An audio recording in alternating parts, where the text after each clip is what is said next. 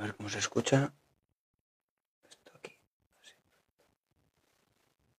Vale, se escucha bien. Sí. Y por aquí me falta este micro para el otro móvil.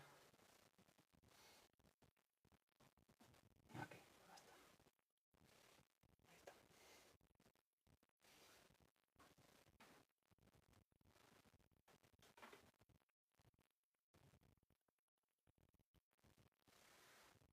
Ok. Hola Mirari, ¿qué tal? Buenos días. Y esto sí.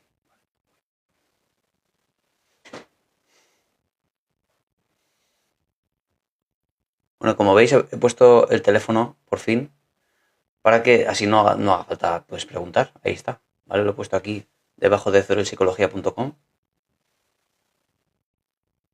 Menos follón.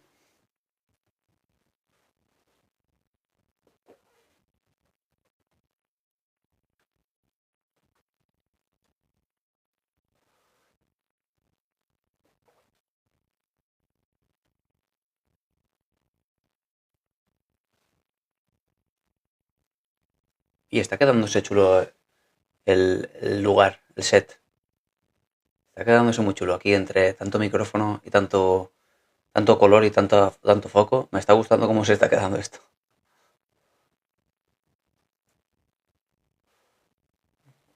No sé si alguien sabe de imagen y de sonido y me recomienda algo que no sepa yo, pero yo creo que está quedando bastante chulo, no sé. Me gusta.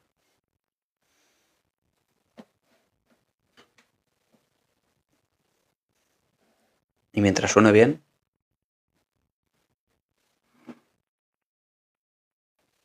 hola, buenos días.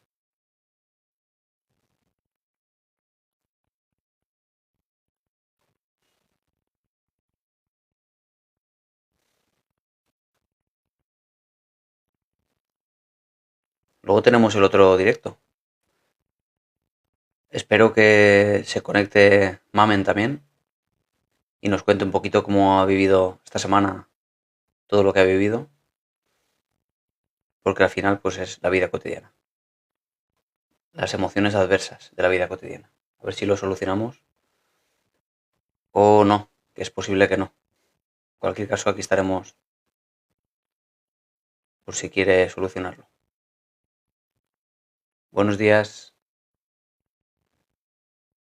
Un saludo desde San Clemente. ¿Dónde es San Clemente? Ese sí que no me suena de nada. ¿Dónde es San Clemente? Hola Rita, Sonia, buenos días.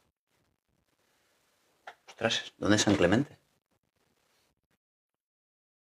Buenos días, Michael.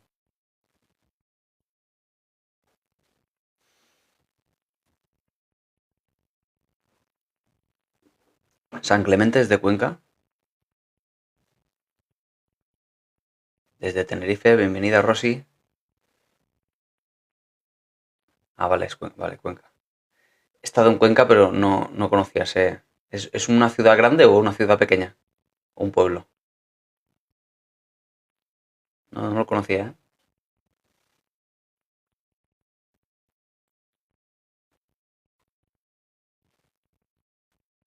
Qué bonito es Cuenca, ¿eh? Me encanta.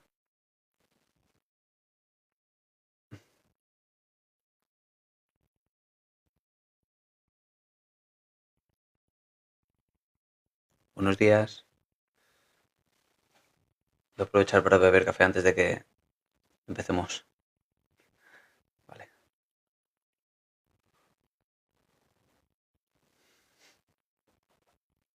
¿Qué opinas sobre la descodificación? Mm, ¿Me estás hablando, Rita, de la biodescodificación? ¿Has visto algún vídeo en internet? De esto es de lo que nos hablaba nuestro querido amigo Jesús, aquí en estos directos. ¿Recuerdas cuando Jesús ha venido aquí a estos directos y ha hablado de algo, de una supuesta ciencia que no tiene evidencia, etcétera? Es eso de a lo que él se refería, la biodescodificación. Lo que pasa es que él hablaba del origen alemán de el doctor Hammer y quizá tú estés hablando de aquello que se ha manifestado en España a través del Dr. Hammer y de esa influencia alemana, a través de Enrique Corbera. Y él le ha llamado biodescodificación o más tarde bioneuroemoción. Y bueno, lejos de opiniones, que yo puedo darte mi opinión personal, no importa, mi opinión personal ni la de nadie en realidad. Lo único que importa es si aquello que se presenta como un remedio para cualquier enfermedad tiene evidencia científica o no la tiene. Si se demuestra que es eficaz o no. Y lo cierto es que todo este supuesto descubrimiento del New Age no tiene ninguna evidencia. Y trata, como siempre pasa con estas cosas, de resolver absolutamente todas las enfermedades. Dicen de resolver incluso el cáncer. No hay cura para el cáncer. ¿Vale? Para empezar, porque el cáncer es muy diverso, tenemos remedios como pues la quimio, el radio, etcétera, pero aún así lo que es la cura no existe. Y estas pseudociencias tratan, como pasa siempre, como digo, de resolver hasta eso, hasta el cáncer, hasta todo tipo de trastornos, no solo psicológicos, sino también médicos. No tiene ninguna evidencia, ¿vale? Dado que no tiene ninguna evidencia, ¿por qué entonces tirar por ahí? Pues por ninguna razón. Aquí son muchas veces pensamientos que nos llevan a tomar esas decisiones siempre en base a que nuestras creencias lo apoyan. Si no creemos en esto, desde luego no vamos a ir a ningún curandero, que es al final lo que son estas personas, curanderos. No son científicos. Vino una chica a la asociación y no me convenció. Claro, porque no sé si recordarás, Rita, Jesús cuando vino aquí, nos argumentaba, porque el intento siempre es argumentar de una forma medianamente racional algo aunque no tenga sustento. Y él decía que el razonamiento que certificaba que esto era verdad era sencillamente que el doctor Hammer era un doctor, un científico. Un argumento poco válido, dado que todos los demás que están en contra también son científicos. Y a esos no les prestan ninguna atención. Todos los que contradicen la evidencia esta supuesta del doctor Hammer. En fin. Si algo no tiene evidencia, no nos interesa en absoluto. A nadie se le ocurriría, desde luego, tomar un fármaco que no tiene evidencia científica. O inyectarse algo que no tenga evidencia científica. Alguien se toma no sé, un ibuprofeno para el dolor de cabeza porque hay un consenso, un claro, de que tiene evidencia para el dolor de cabeza, sencillamente. Sí, así es, Maribel, y da miedo, efectivamente. Da miedo, porque muchas veces la resolución de esos problemas pasan por tomar decisiones drásticas respecto de tu entorno social. Y como una vez conté, es que yo sí tuve una persona cercana que fue a ver a Enrique Corbera a Barcelona. Se gastó una pasta, tanto en la consulta como en el viaje, una pasta total que para decirle que su problema era que estaba con su marido o con su madre, que su problema era su madre o era su marido. Ya está, es lo que le dijo. Duró la consulta 10 minutos. Claro, y para eso no hace falta sacarte una carrera universitaria. Ni te hace falta saber ni de estudios científicos, ni de ciencias difusas. Solo tienes que decir eso, sea lo que sea, el caso que te venga. Que tienes cáncer, pues el problema es tu madre. Que tienes, no sé, pues una enfermedad cardiomuscular, cardiorrespiratoria, pues el problema es tu padre, claro. No es tan sencillo.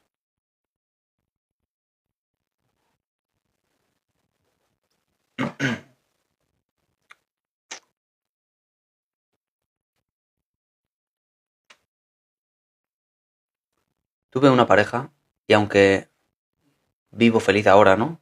Ahora sí vives feliz con mi pareja.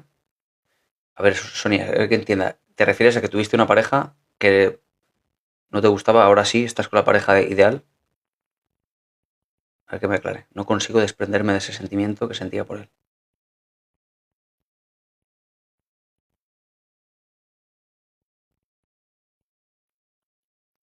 Ah, vale, vale, vale, vale.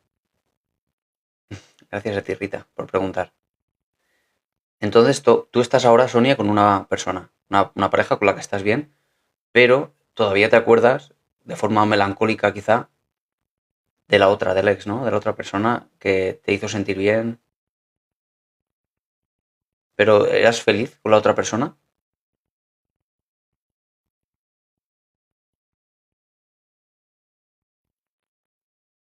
A veces pienso si me equivoqué, la gran pregunta. Mm. Además es relativamente frecuente esto, el tomar una decisión y da igual que sea amorosa o no.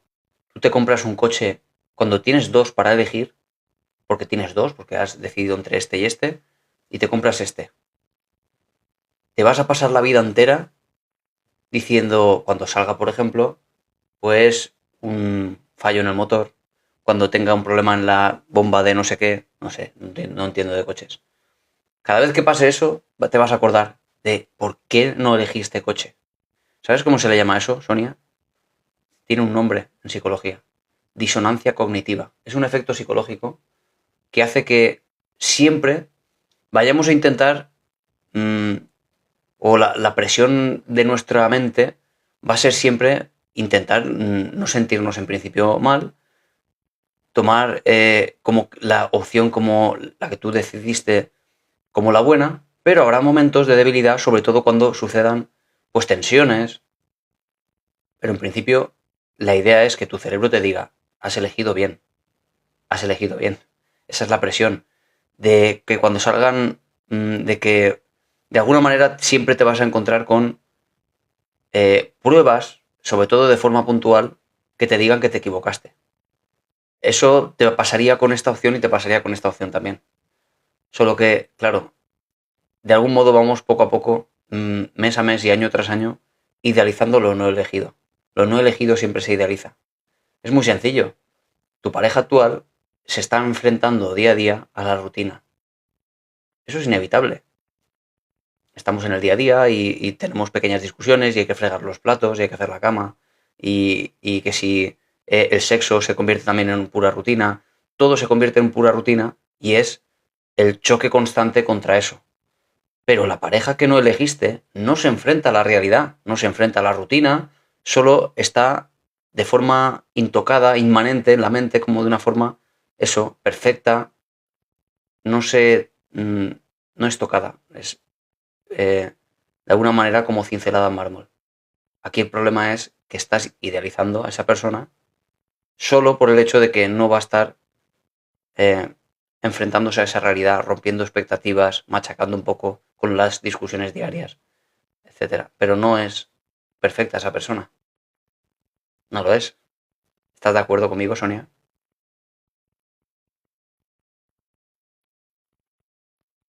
El caso es que si ahora estuvieras con él, probablemente te pasaría lo mismo con la persona que no elegiste, que sería el marido de ahora.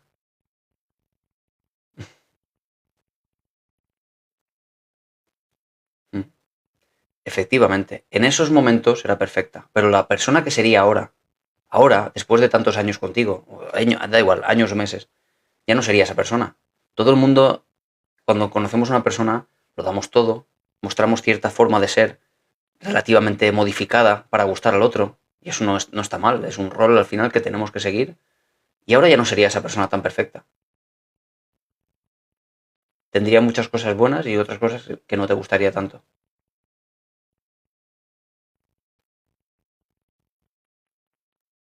No, no R, no es engañando.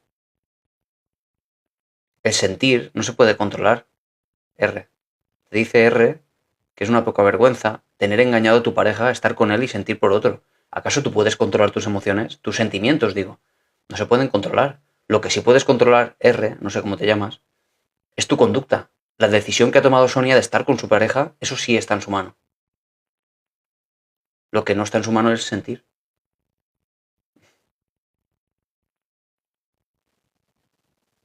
Y está en su mano, por cierto, que es un poco la solución a este problema. ¿Cómo manejas tú tus pensamientos respecto de esta otra persona? La idealización constante y automática que va generando incluso cada vez peor. Eso tenemos que contraatacarlo. No es cierto que sea tan perfecta. Tú misma me lo has dicho, antes era perfecta. No es cierto que sea perfecta, solo es una idealización, un engaño de tu mente que te hace ver dada la distancia, dada la otra decisión, que es perfecta, no lo es. Le has idealizado a esa persona. Tienes, por tanto, que generar elementos, pensamientos, creencias diferentes con tal de desengañarte de esa idealización. Eso sí lo puedes hacer.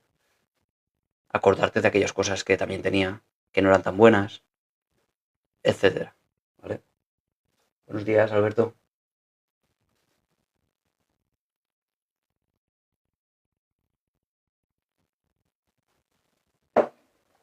No entiendo por qué piensas eso, R, pero solo es tu valoración personal. Diz nada de tus propias creencias y tus propias experiencias anteriores, R. Tú dices, es engañar. Solo es una interpretación tuya. Y sé que te duele, te parece injusto que eso pase, pero es bastante común.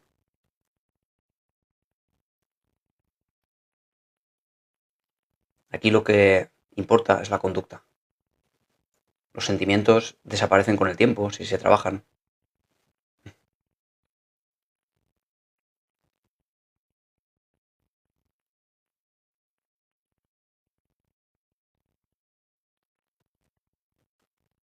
Gracias, David. Yo quiero muchísimo a mi pareja, pero hay momentos que igual me a- al, alento un poco.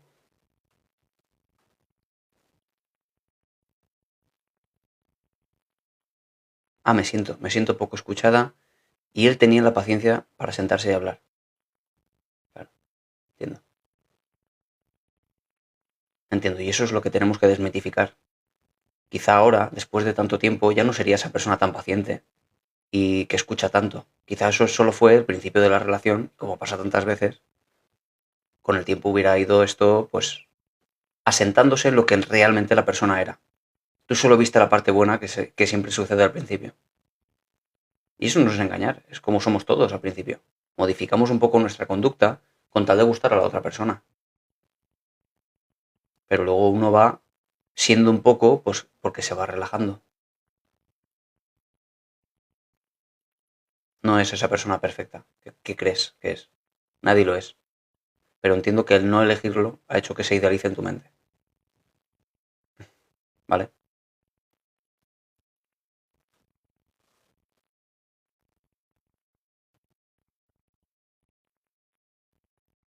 A ver, un momento. A ver, mariposa, buenos días. Soy Ángeles. Me has dicho algo antes, creo, ¿no? A ver. ¿Ves mi pregunta? A ver. ¿Cómo se puede perdonar al asesino de mi hermana para poder seguir adelante? Todo el mundo me lo dice. ¿Todo el mundo te dice qué, perdón? Que perdones, ¿te refieres, mariposa?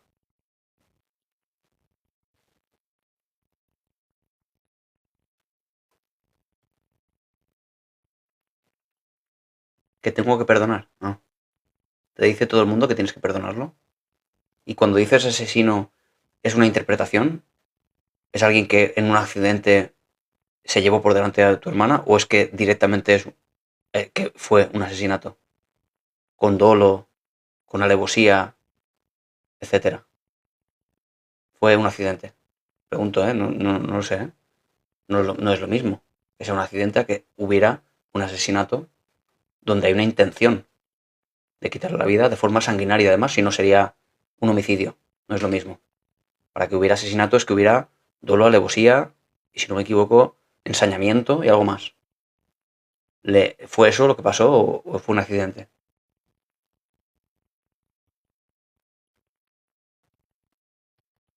Vale, fue premeditado con dolo, alevosía y por tanto lo juzgaron como asesinato, ¿no? Premeditación, esa era la otra parte, el cuarto criterio, para la diferencia entre homicidio y asesinato. Y te dice todo el mundo que lo tienes que perdonar. Curioso. La gente suele ser más bien cínica, pero entiendo por qué lo dicen. Es que, claro, yo te podría decir, dado que yo soy psicólogo y yo lo que trabajo es la psicología, las emociones de la gente, te podría decir, claro, claro, lo que tienes que hacer es, pero es que nadie tiene que decirte lo que tienes que hacer, ni siquiera un psicólogo. Los psicólogos nunca te dicen lo que tienes que hacer. Los psicólogos te ayudan a que tomes decisiones. Yo te diría, ¿cuál es tu malestar? ¿Por qué te sientes tan mal? Si tú me dices, es que lo odio, odio a este tío porque si tú odias a este tío y te sientes muy mal por eso, te diría, bueno, dado que odias a esta persona tanto y te sientes tan mal, no por lo que es esta persona o lo que haya hecho, sino por el odio que sientes, bueno, entonces te diría, podrías aprender a gestionar esas emociones, que le podríamos llamar perdón, pero no haría falta. Con tal o con un objetivo muy concreto, que es que dejes de sentir tanta rabia. Que te permitas desprenderte de esa persona, porque al final cuando una persona odia a otra, desde luego está muy atada a esta persona, evidentemente. No se trata de que tengas que perdonarle. No lo perdones si no quieres. En absoluto, no tienes por qué. ¿Quién te obliga a eso? Ahora bien, también te digo que si no lo perdonas, que si tomas este camino, digamos el fácil, el que tu mente te genera de forma natural, que es la rabia, el odio, la interpretación de que aquella persona es un demonio y bueno, pues es la consecuencia que vas a tener. Cuando sientes odio, es cierto que tu vida va a ir muy dirigida por este camino. Si me preguntas, ¿lo que tengo que hacer es, por tanto, perdonarle? Nadie te tiene que decir lo que tienes que hacer. Pero si le perdonases, habría otro proceso, te sentirías diferente. Si no lo perdonas, pues bueno, también es una decisión. Ahora, asume también las consecuencias emocionales de no perdonarle. Nadie tiene que decirte lo que tienes que hacer, ni siquiera un psicólogo. Un psicólogo te puede ayudar a que tomes la mejor decisión, dadas las circunstancias, el malestar asociado a una decisión, etc. Pero nadie tiene que decirte lo que tienes que hacer. Sin embargo, lo hacen. Y muchas veces cuando nos juzgan y nos dicen, tú lo que tienes que hacer es perdonarle. Claro, muchas veces nos sentimos incluso peor, porque ya sentimos el odio hacia una persona y encima la culpabilidad de no estar haciendo lo que se supone que tengo que estar haciendo. Muchos debería aquí, ¿eh? Muchos debería y muchos tendría. Nadie tiene que decirte lo que tienes que hacer. Mariposa. Siempre me sorprenden tus respuestas con casos difíciles. Gracias, Maribel. Sí, pero entiendo que en cualquier sitio, en cualquier contexto, te dicen claramente tus amigos, tus familiares, tus conocidos, da igual. Siempre te dicen la gran fórmula mágica. Tú lo que tienes que hacer es esto, esto y esto. Y ya está, problema solucionado. Pero no son todas las decisiones perfectas para todo el mundo. Alguien que odie a una persona, en casos como estos, ¿no? Realmente podría perfectamente odiar a esta persona porque consigue con este odio, consigue de alguna manera diferenciar muy bien el bien del mal. El mal está ahí fuera y el bien está dentro. Bueno, si consigue con eso, de algún modo, digamos, bueno, definirse a sí misma. ¿Qué es lo que yo no quiero en mi vida? ¿Qué es lo que sí quiero? Eso le puede permitir este odio, en este caso, definir bien. Ahora bien, si el odio que está sintiendo por esta persona le está consumiendo, le genera un malestar tan grande que no le permite casi ni prestar atención a otra cosa, pasa el día consumida por este odio, entonces es un claro motivo de cambio porque está produciéndole mucho malestar. Ya ni siquiera la persona esta que está en la cárcel ya no está en su vida, quizá no la vuelva a ver en su vida, es el odio que siente hacia ella. Si esto es lo que le da tanto malestar, bueno, entonces sí puede ser una opción el plantearse el perdón, claro que sí. Pero ¿en qué sentido el perdón? Porque no nos confundamos. Cuando hablamos de gestión emocional, no estamos hablando de hacer algo para la otra persona, claro. No, cuando intentamos, a través de los pensamientos, intentar comprender el porqué de las cosas, porqué de la gente, por qué hace lo que hace, etc. Claro, parece, da la sensación de que lo hacemos por los demás, pero es por nosotros mismos. Vale, que ya no está en la cárcel entonces. Y tú no entiendes por qué lo hizo, evidentemente. Y ese juicio es lo que hace que sientas tanta rabia. Esto no es fácil de gestionar. El odio es uno de los sentimientos más difíciles de llegar a gestionar y muchas veces motivo por el cual a veces no se supera una terapia, no se puede. porque no es posible que concibas en tu mente la posibilidad de entender a una persona que hemos perfilado de una forma tan claramente negativa, como un monstruo, que es como tú misma lo has definido. Buenos días, soy psicólogo.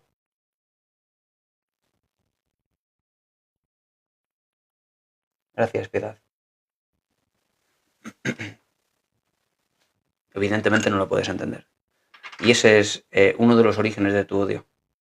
Como te digo, solo será viable el perdón para tu bienestar, no para ni para la otra persona, ni para la familia de la persona, ni para los demás que te dicen lo que tienes que hacer. En todo caso es para tu bienestar psicológico. El odio, como dices, te está consumiendo, no te deja vivir. El perdón, por tanto, ¿para quién es? ¿Para los demás o para ti? Te pregunto.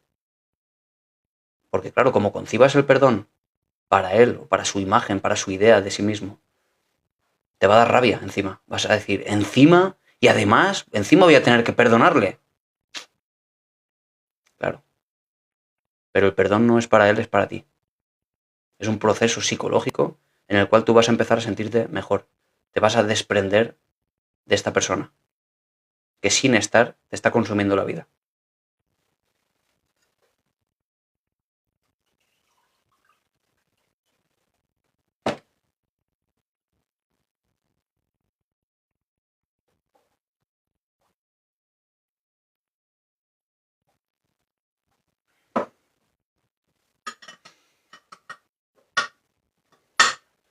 Difícil, ¿eh? Pero se puede.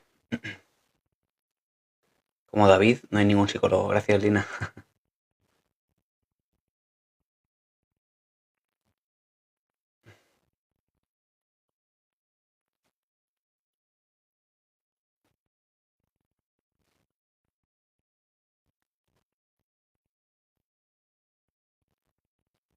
Bueno, ya tenemos por aquí un hater. Siempre tenemos que tener un hater. Y no pasa nada. Aquí aceptamos todo tipo de comentarios mientras no sean insultos, claro. Insultos evidentes no vamos a permitir. Me dicen por aquí. ¿Cuándo va a ser viable que te busques un trabajo? Y esto, cuidado con esto, porque realmente hay muchas personas, de verdad, y bueno, yo me he criado en este mismo entorno, en el cual los que trabajan solo son aquellas personas que trabajan de forma física en un lugar, pues, en una cadena de montaje, en una fábrica, en una cantera donde físicamente se esfuerza uno mucho. Y solo eso es concebido dentro de la idea de lo que es el trabajo. Entonces yo entiendo perfectamente el comentario de Johnny Domingo. Es una especie de crítica de ahí sentado tocándote los... Lo entiendo perfectamente. Y yo me he criado, como digo, en este contexto. Mi padre ha sido toda la vida de trabajar, de sol a sol. Toda la vida ha sido concebido en un entorno donde el más trabajador es el más valioso y el que no es trabajador, el que se queja un poquito, el que no va, es una persona poco válida en la sociedad o dentro de este pequeño grupo social que es la familia. Es así como se concibe y es muy complicado cuando, por ejemplo, una persona tiene ansiedad y no puede ir a trabajar o tiene depresión. Es machacada sistemáticamente porque se le considera, por ejemplo, vaga, se le considera que no tiene fuerza mental o algo así. Y bueno, pues se le complica mucho la vida. Comentarios así muestran que no te han oído. Mm.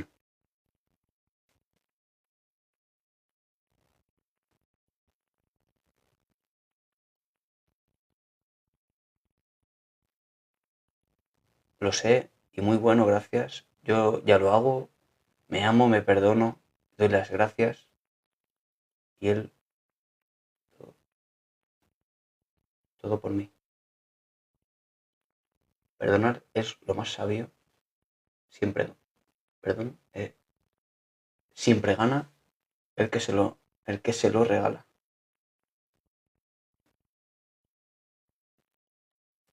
Pero puedes ser los dos. Yo puedo trabajar en algo físico y rendir, pero también puedes trabajar la mente, efectivamente. Sí, pero es esa idea esa idea de el que está, por ejemplo, en una oficina, un arquitecto, no sé, algo así. Parece que estas personas que han trabajado físicamente toda su vida, 12 horas al día, en otras épocas, ahora ya no se puede trabajar quizá tantas horas, pero es cierto que ha trabajado tanto físicamente que le parece injusto que hayan personas que cobren más dinero incluso estando sentados en una oficina con aire acondicionado, por ejemplo. Es una sensación de injusticia porque toda la vida ha ido construyendo en su estructura mental la creencia de que el verdadero trabajo es el físico porque él lo ha sufrido. Es una experiencia de aprendizaje que te lleva a que no concibas el trabajo más allá de eso. Es comprensible completamente y entiendo por qué hace este comentario, Johnny.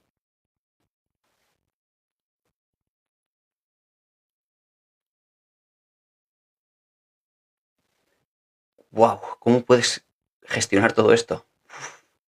A veces ni con terapia se consigue, imagínate, mariposa.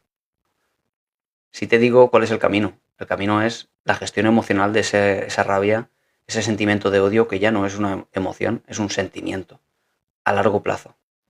Te digo que a veces ni con terapia. El odio es muy difícil, muy, muy difícil de diluir.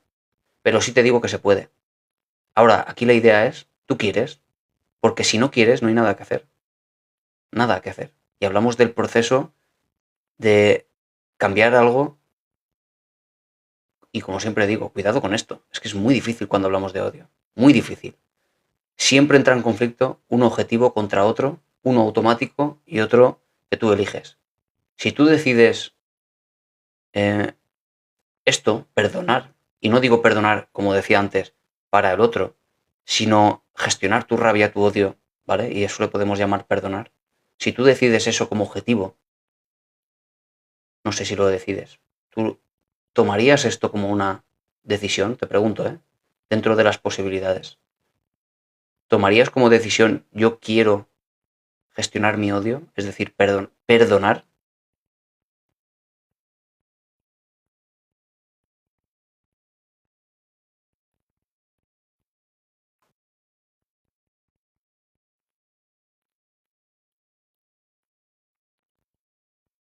Si quieres. Claro, es que lo pregunto porque es algo que cuando uno acude a una consulta siempre se plantea en una primera sesión.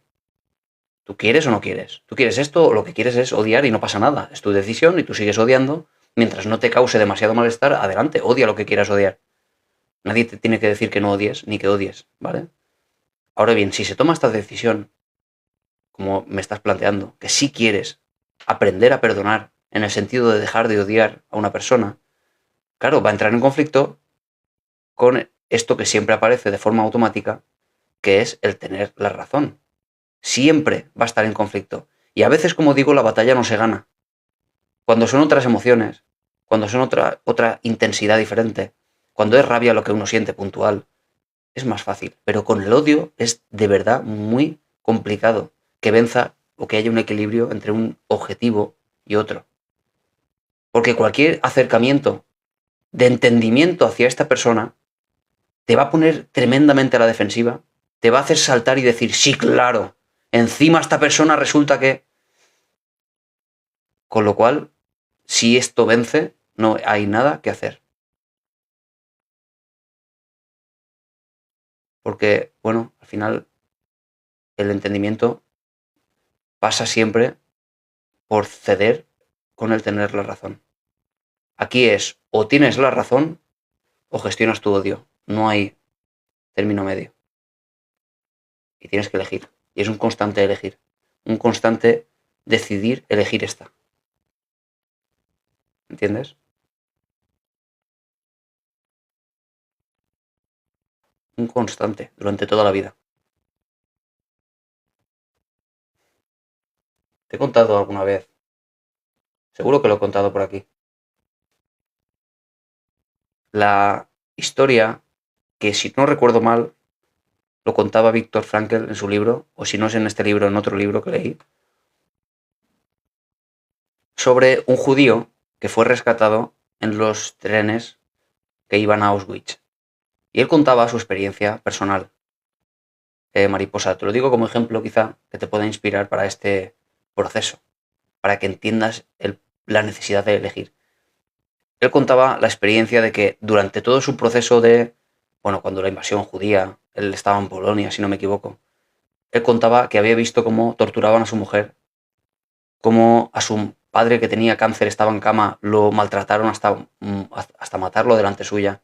A su madre también le hicieron barbaridades. Claro, él cuenta, imagínate el odio que sentía hacia los nazis. Un odio muy grande que había sido consecuencia de muchos maltratos, de vejaciones interminables. Llegó un momento en el que cuando fue rescatado en el tren que iba a Auschwitz por los rusos, él dice que era feliz porque su hijo había sobrevivido y estaba ahí con él, a pesar de que su madre había muerto, su padre había muerto, todos asesinados por los nazis, su mujer también. Y él decía que era feliz. Él cada día, Maribel, se despertaba y elegía cada día ser feliz porque su hijo había sobrevivido. Todos los días decidía, porque él todos los días podía perfectamente dejarse llevar por el odio que sentía hacia los nazis, que ya no estaban siendo juzgados, había acabado la guerra, los nazis se habían disuelto, se había acabado todo eso. Nadie iba jamás a hacerle nada más parecido a eso, no iba a encontrarse con más nazis en su vida ya era otra, estaba en otro país, había cambiado completamente. Ahora él cada día por la mañana se levantaba y decidía, de forma voluntaria y con muchísimo esfuerzo decía, decidía ser feliz. Decidía ser feliz porque su hijo había sobrevivido. Bueno, es otra historia. Aquí tú puedes elegir y es lo único que puedes hacer. ¿Quieres tener razón para odiar a esta persona? La vas a encontrar. Siempre encuentras razones para odiar a una persona. Porque siempre hacen cosas que no nos gustan. Siempre hacen cosas no para odiarles, sino para sentir rabia. Pero esa rabia se complejiza, se hace cada vez más intensa. Bueno, y puedes construir al final un sentimiento de odio que se justifica a sí mismo. Porque hizo esto y después encima me contesto así y encima y además, claro, se complica muchísimo. Pero como digo, aquí lo único que va a hacer que cambie las cosas es que elijas, en vez de tener la razón, día a día, el gestionar tus emociones. Si tú eliges eso día a día, van a empezar a cambiar las cosas. ¿Quieres entender a esta persona? ¿Por qué hizo lo que hizo? ¿O quieres convertirla día a día en un monstruo, mmm, digamos, ligado a el concepto de mal y punto? Bueno, pues ese es el camino.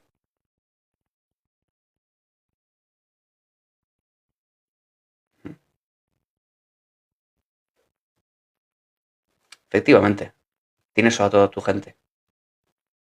Tienes a toda tu gente que te quiere, que quiere que estés con ellos. Pero claro, si te centras en tener razón, como decía antes, si te centras en esta versión de las cosas tan negativa, tu familia y aquellas personas que están contigo no te van a tener, porque tú vas a estar consumida por el odio. No te van a disfrutar, ni tú tampoco los vas a disfrutar a ellos. Vas a perder la vida solo empujada o arrastrada por ese odio. Con lo cual al final, claro, te pierdes a la persona que ya no está y te pierdes al resto de la familia solo secuestrada por ese odio. Bueno, y a eso me refiero. Es algo complejo, pero se puede hacer, te lo aseguro. Ya no juzgo, intento comprender, efectivamente. Es un juicio que se le hace incluso a las personas más odiosas. Mm.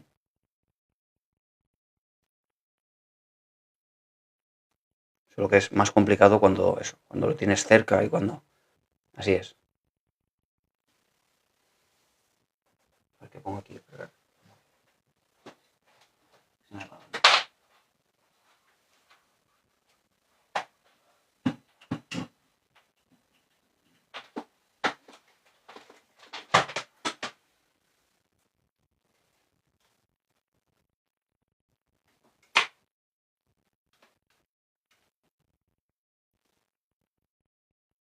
Vale, ahora se me apagaba ese móvil. Gracias por tus palabras, me han ayudado mucho. Bueno, es un camino, ahora hay que trabajarlo.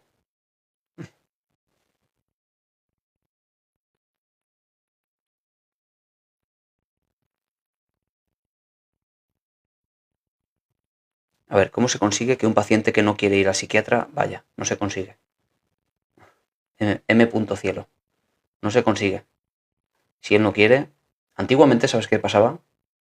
Antes de la llegada de la transición y la democracia a España, antiguamente un familiar, si consideraba que estaba realmente mal, el familiar podía firmar y que fuera contra su voluntad ingresado en un psiquiátrico, en un centro, imagínate, contra su voluntad.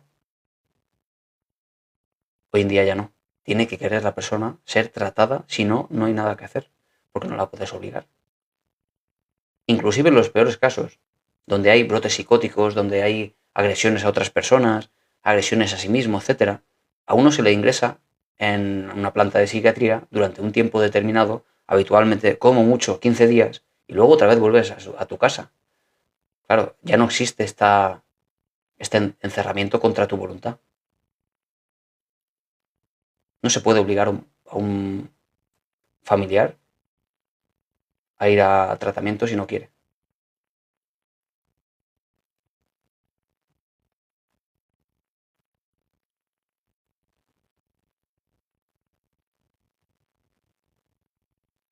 Es que eres el mejor con diferencia. Gracias, Rita. Cada vez que haces un comentario de estos, contrarrestas cada uno de los haters que aparecen aquí. Que a veces, pues aparecen. Claro. Es que hay mucha gente, entonces ya por pura estadística, en algún momento tiene que aparecer alguien cabreado con el mundo, que no le guste lo que digo, evidentemente ya por pura estadística. El odio es el peor sentimiento para mí. Desgasta, roba la paz, avanza, piensa en Dios, creo que pone, ¿no? Él dice, déjenme su carga. Piensen en el amor propio, dejar ir es lo mejor. Finalmente, son dueños de nuestro yo. Sí, hago consultas por videollamada. Ahí tienes.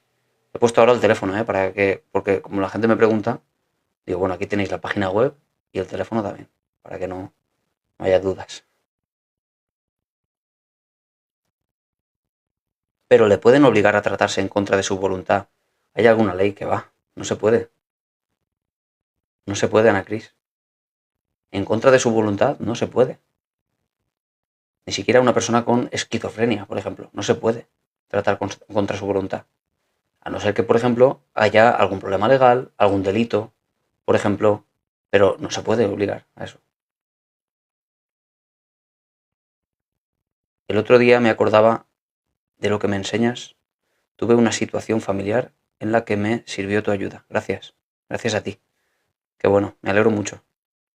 Son cositas, Loli, que funcionan en la vida cotidiana.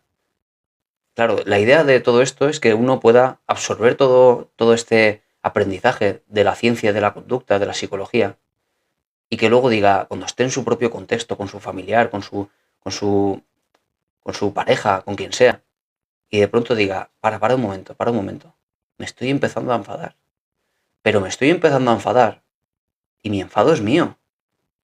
Mi mente me dice a veces, de forma automática, que la culpa de mi enfado es la otra persona, pero yo puedo hacer este trabajo de reflexión y decir, bueno, pero es que mi enfado es mío. Me estoy enfadando porque estoy juzgando a esta persona, porque no está haciendo aquello que yo espero. Claro, la idea es esa. Aprender a esto, convertirlo en una práctica diaria y llevarlo a la vida cotidiana. Pero hay que confiar en ti y seguir tus pautas. Eso es algo que de las cosas que más cuestan, Maribel. Porque claro, uno cuando le dice, no, es que el problema no son los demás, es como tú lo interpretas. Normalmente cuando es la primera vez se pone a la defensiva. Lo difícil es eso, ¿no? Creerse esto. Con adolescentes cuesta mucho más, por supuesto. ¿Una persona con ira se puede cambiar? Sí, pero no estamos hablando jamás, Mari, de otra persona, jamás. No se puede cambiar a otra persona. No se puede. Porque la otra persona, todos los intentos, todos los avances que tú hagas por cambiarla, siempre se va a poner a la defensiva y no va a funcionar nada. Otra cosa es que uno con rabia, con ira, quiera cambiar. Sí se puede cambiar. Puede cambiar absolutamente todo. Solo si tiene la intención de avanzar, como decíamos antes, con mariposa, con el odio. Claro que puede cambiar. Pero puede una persona afectada por la ira de otro cambiar a esa otra persona, no se puede.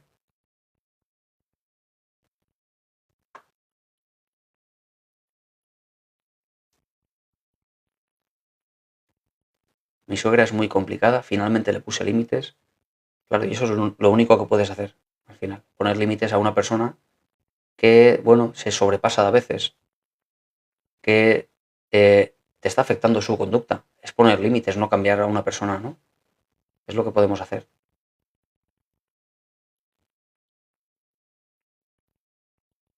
Sí, el cambio se hace solo uno mismo. Lo que pasa es que habitualmente, Mari, cuando cambia uno, y estamos hablando, por ejemplo, de una relación muy complicada, de discusiones constantes, cuando cambia uno, muy habitualmente, el propio cambio hace que el otro, sin quererlo y sin que sea nunca jamás el objetivo, acabe cambiando también. Porque siempre la discusión es una interacción de este habla, este le contesta, este se enfada por lo que ha contestado, este a su vez, y va retroalimentando este círculo del odio. Así que si uno cambia, habitualmente el otro empieza a verse afectado por este cambio. Sin que sea, como digo, jamás el objetivo. Porque como sea el objetivo, vamos a empezar a frustrarnos otra vez, nada funciona, es que sigue igual. Y como digo, cuando hay odio es muy difícil. Más difícil que cuando hay ansiedad, que cuando hay asco, que cuando hay otro tipo de emociones.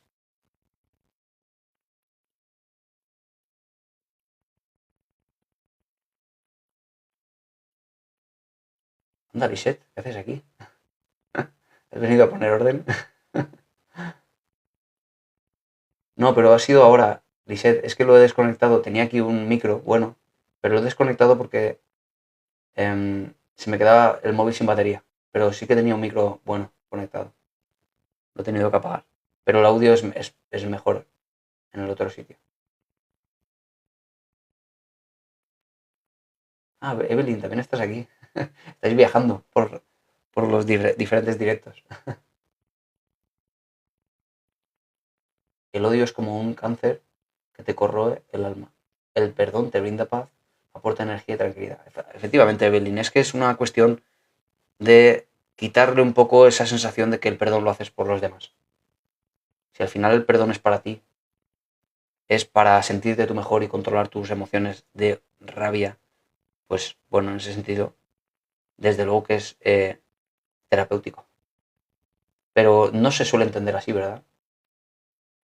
En realidad se suele entender más bien como que sí, claro, y encima le voy a tener que perdonar. Y como siempre digo, no es que sea lo que haya que hacer. Es que si el odio te está corroyendo la vida, te está quitando las ganas de todo, entonces hay que plantearse la posibilidad de solucionar este problema de alguna manera. Y la gestión emocional es una solución. Sí, sí tiene solución, Inma, pero es difícil.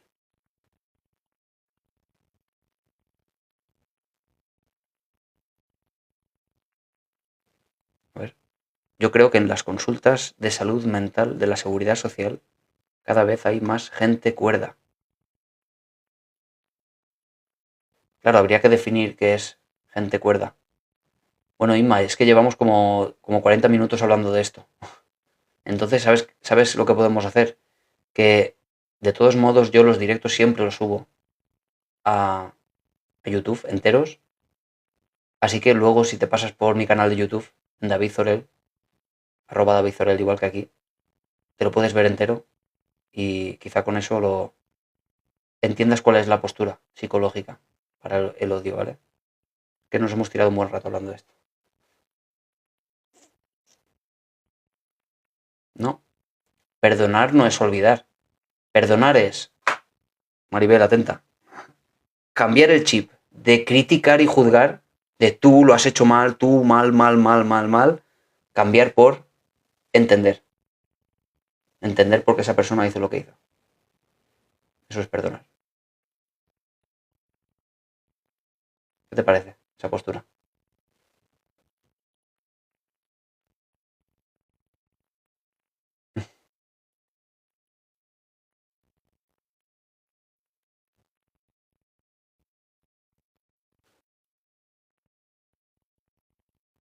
El odio es resentimiento reprimido, por lo tanto, perdonando, te liberas de esa persona, pues te sientes más liviano. Es que es así.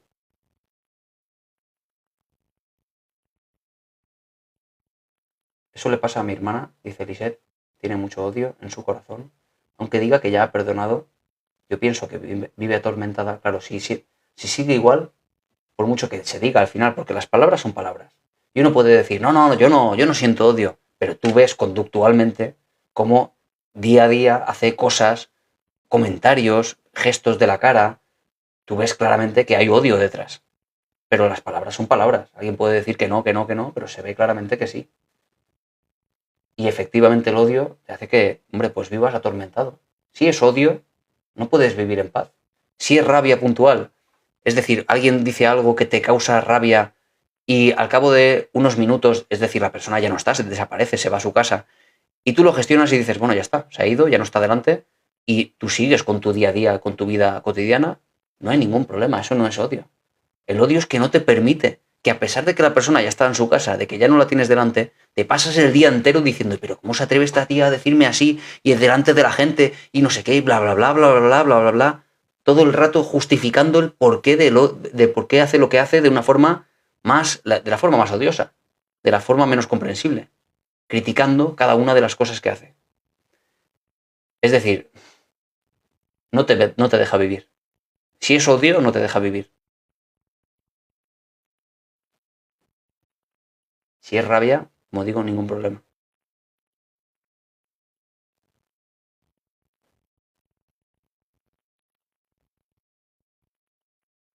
Hice una charla sobre el odio, que no sé si la tengo subida en YouTube entera. Es esa que aparezco con el traje rojo en una casa de cultura, pero no sé si lo subí. La tengo que subir. La verdad que no sé si esa la subí. La tengo yo para subir y no la subí, no lo sé.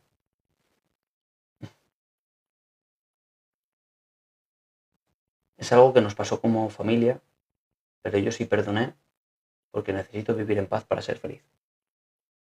Y por tu parte, claro, tienes que entender también que ella está en otro proceso, que ella está con su propio ritmo, que ella no ha podido perdonar y hay que entenderlo también. Y que no necesariamente vas a tener buena relación con ella porque ella quizás no sea capaz de desprenderse de ese odio. Tenemos que ser siempre capaces de entender a los demás, incluso aunque sean cosas de este estilo. Entender es siempre no juzgar en este sentido, ¿no? Si ella no lo ha conseguido, ¿qué hacemos? Decimos, es que tú deberías de...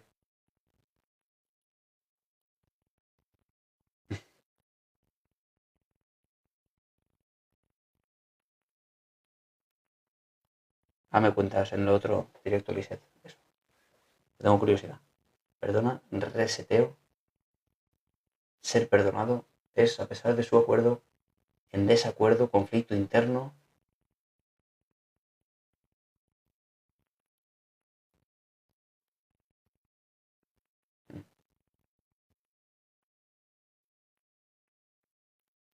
Sí, entiendo, Lisette. Y esa rabia es tuya, como tantas veces hemos comentado.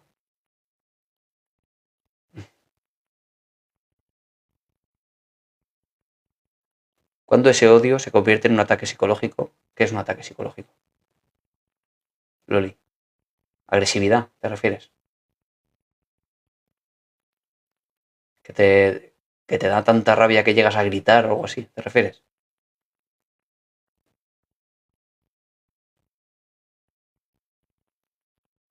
Buenos días, eres fantástico, gracias.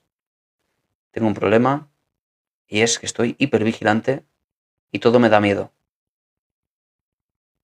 Tienes ansiedad, ¿no?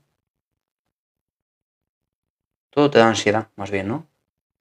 Sí, soy graduado en psicología y colegiado en el colegio, excelentísimo colegio de psicólogos de la Comunidad Valenciana en España.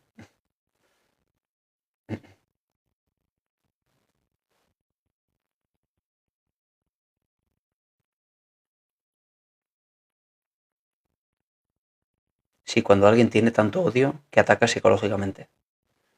Bueno, que verbalmente ataca, ¿no? Que habla de que que grita, que insulta, ¿no? ¿Te refieres a eso? Bueno, al final todo eso, Loli, solo es la manifestación del odio, pero conductualmente. Porque si hablamos de la manifestación psicológica, en casa, tranquilo, sin que esté la persona delante, duele igual que lo otro. Pero la manifestación conductual, la conductual es lo que se ve al final, que es cuando está la otra persona delante. Es decir, es lo mismo. Es el odio, pero que se manifiesta cuando está la persona que, y bueno, es como una intensidad muy grande a nivel fisiológico, el corazón palpitando muy rápido, las manos se llenan de sangre, la expresión facial se fortalece. Todo eso es una respuesta fisiológica a todos los pensamientos rumiativos que alimentan ese odio. Es decir, no es diferente de lo mismo, es el odio cuando se ve, cuando está la persona delante, que se manifiesta a veces incluso con agresividad y con golpes a veces incluso, ¿no?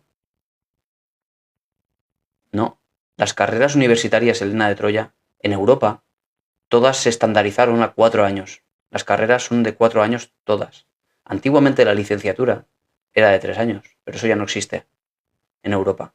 Siempre con la intención del plan Bolonia, o Bolonia, de estandarizar que una carrera de psicología en España fuera exactamente equivalente a una carrera de psicología en Alemania, en Polonia o donde fuera.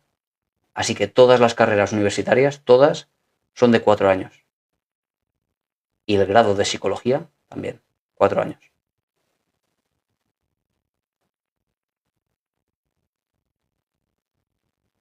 Sí, pero la licenciatura serían 3 años y luego 2 años, si no me equivoco, de la especialización o algo así. Ahora serían 4 años más los másteres oportunos, más los... entonces la licenciatura era ya con la añadidura, ¿vale? Pues ahora digamos que lo básico son los 4 años y uno después tiene que hacer el extra, ¿vale? De posgrado.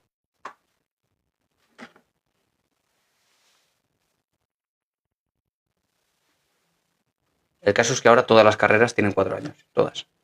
Y luego tienen los posgrados obligatorios que tengan, ¿vale?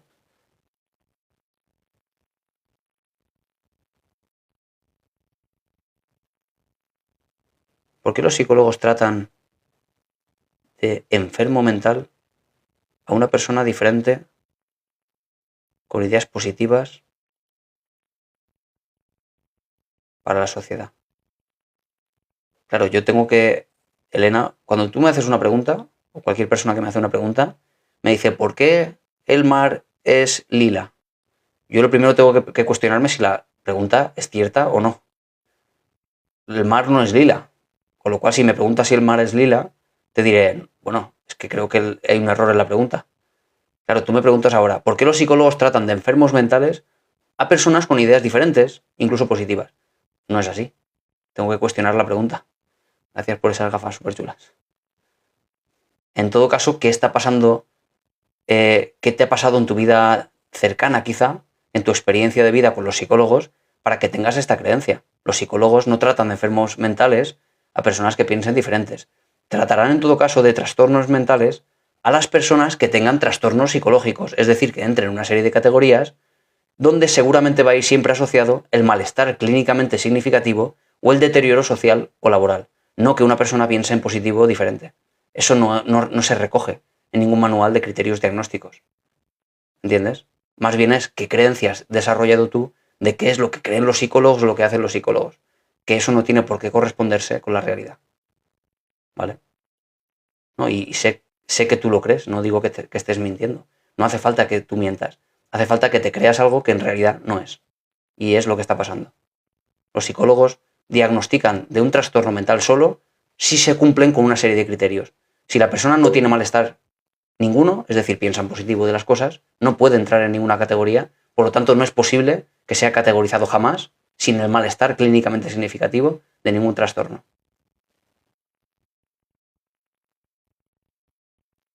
Tú eres un buen psicólogo, lo digo porque he pasado por muchos.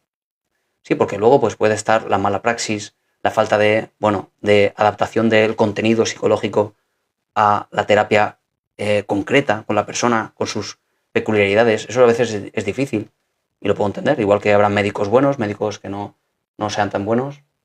Tenemos otro hater por aquí, pero nos tenemos que ir ya. Así que da igual. Farsante me dicen por aquí. Bueno, en fin.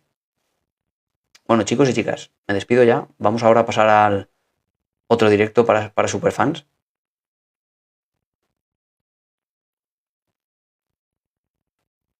Y bueno, pues esta noche, por cierto, esta noche que es miércoles, que suelo hacer un directo a las 8 de la tarde, esta noche no puedo porque tengo un paciente a las 8, de 8 a 9. Hoy acabo súper tarde. Todo es porque, como el lunes fue festivo y no trabajé en todo el día, pues me toca ahora, hasta el viernes por la tarde, adaptarlos a todos y no me cabe, vamos, ni una aguja. Así que hasta las 9 de la noche me toca trabajar, no voy a poder hacer el directo esta tarde. ¿Vale? Así que mañana, lo vamos a bloquear. ¿Vale? Porque ya está con insultos y eso no. Insultos hemos decidido que no. Bueno, chicos y chicas, me despido. Adiós, adiós. Mañana a las 10 en punto. Esta noche no, ¿eh? Voy a bajar un momentito a hacerme otro café. Soy de Alicante.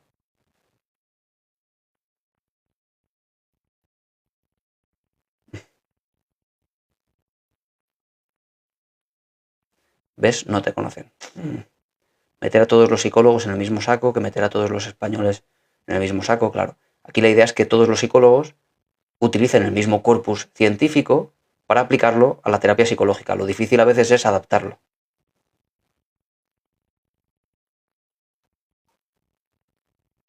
Sí, voy enseguida.